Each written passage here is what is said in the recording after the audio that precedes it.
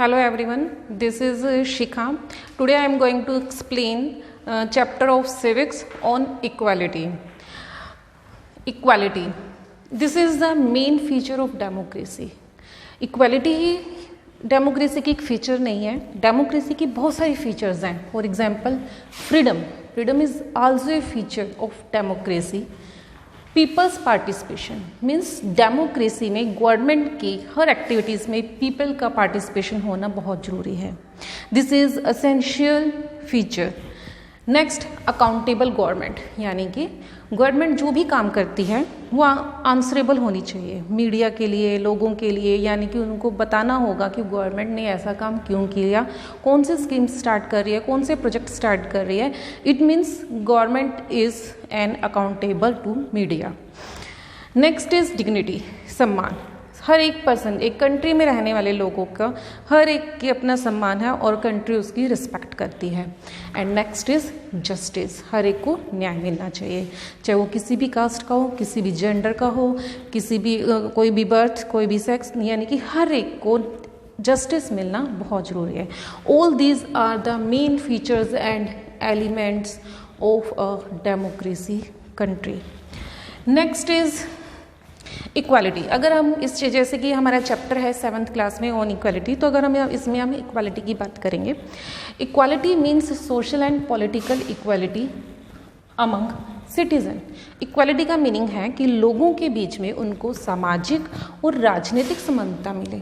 सामाजिक यानी सोशल, यानी कि उन के साथ कोई डिस्क्रिमिनेशन ना हो. There is no discrimination on the base of caste, on the base of birth, यानी कि कास्ट, जाति के नाम पर उनके साथ कोई भी भेदभाव नहीं होना चाहिए.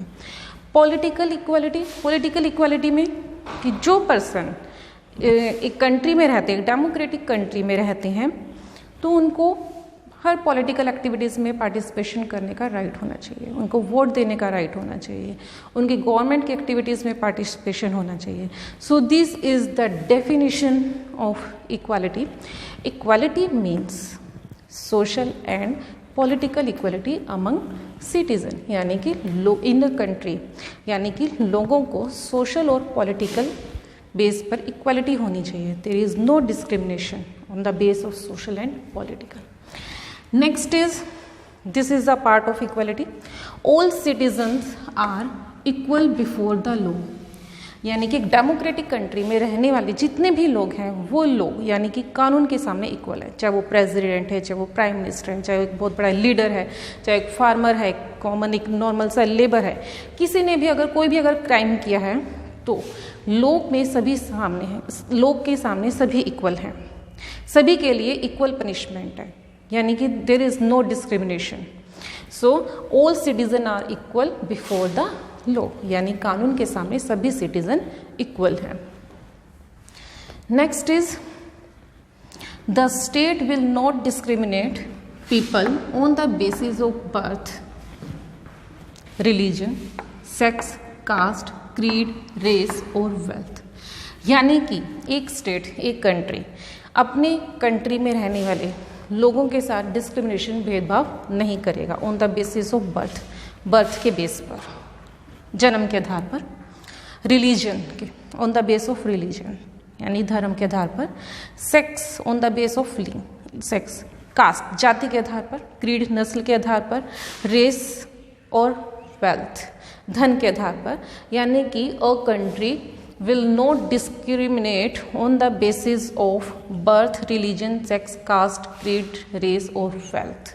This is the characteristics of equality. This is the characteristics of a democratic country. Next is, अगर हम एक डेमोक्रेटिक कंट्री की बात करते हैं, इक्वालिटी की बात करते हैं, अगर हम फ्रीडम की बात करते हैं, पीपल्स पार्टिसिपेशन की बात करते हैं, accountable of government, dignity, justice की बात करते हैं, ये all these are the elements and features of a democratic country.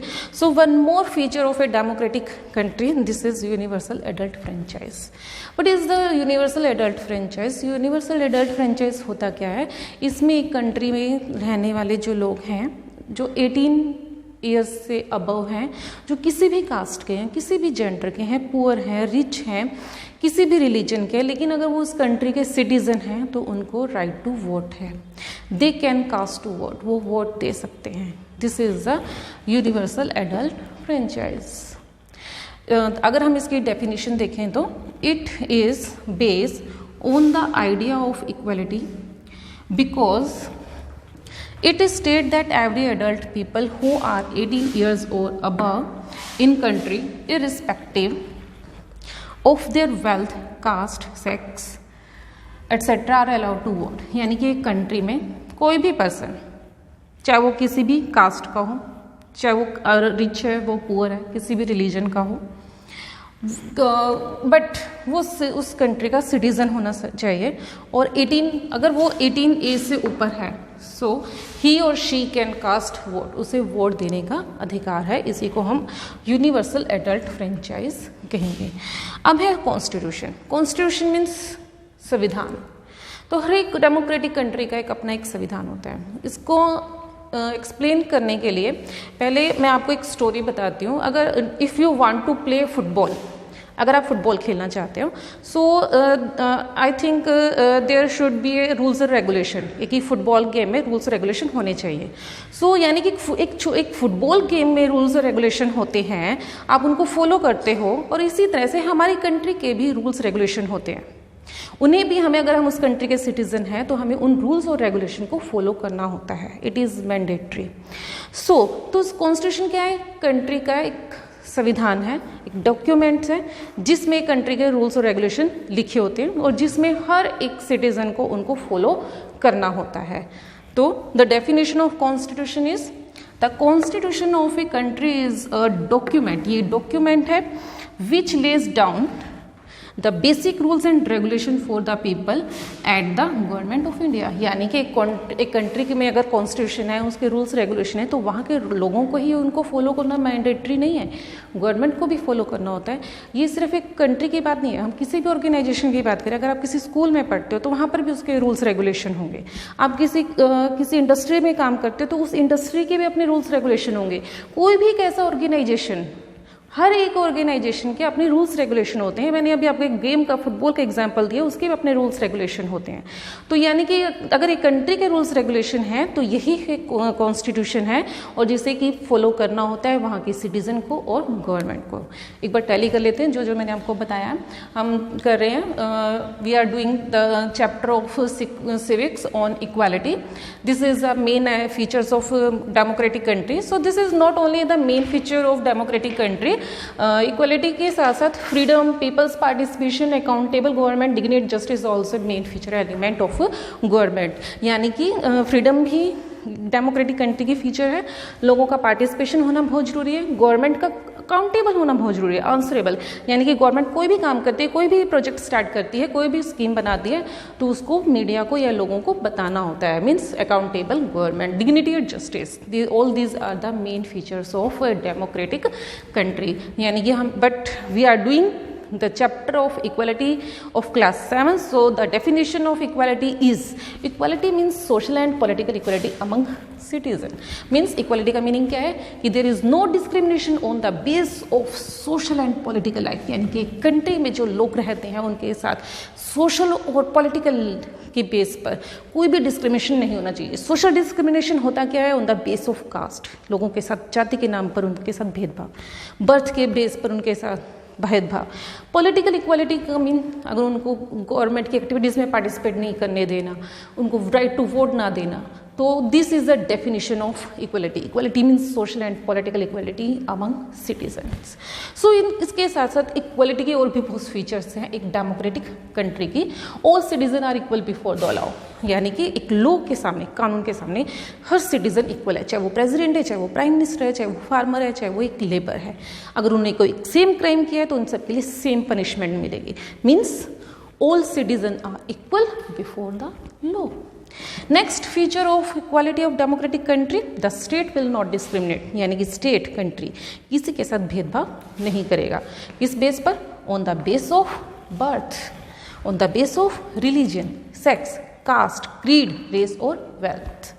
Next is main important feature of a democratic country, this is universal adult franchise. Means एक country में जो citizen है, वहाँ के नागरिक हैं, अगर वो 18 एज से ऊपर हैं तो उनको राइट टू वोट होता है, यानी कि दे कैन कास्ट वोट, वो वोट डाल सकते हैं। वो अगर वो किसी भी रिलीजन के हों, किसी भी कास्ट के हों, रिच हों, पुअर हों, लेकिन वो उस कंट्री के सिटीजन हैं तो दे कैन कास्ट वोट डाल सकते हैं। The definition of adult universal adult franchise, it is based on the idea of equality because it states that every adult people who are 18 years or above in country, irrespective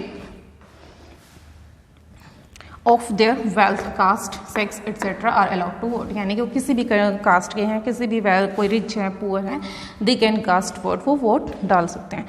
constitution means rules regulation, जो हर एक organisation के rules regulation होते हैं, और हमारी country के भी rules regulation है जो हर एक को फॉलो करने होते हैं, चाहे वो सिटीजन हो, चाहे वो गवर्नमेंट हो। The definition of constitution, the constitution of a country is a document which lays down the basic rules and regulation for the people of the government of country. यानी कंट्री के rules regulation हर एक को follow करने होते हैं।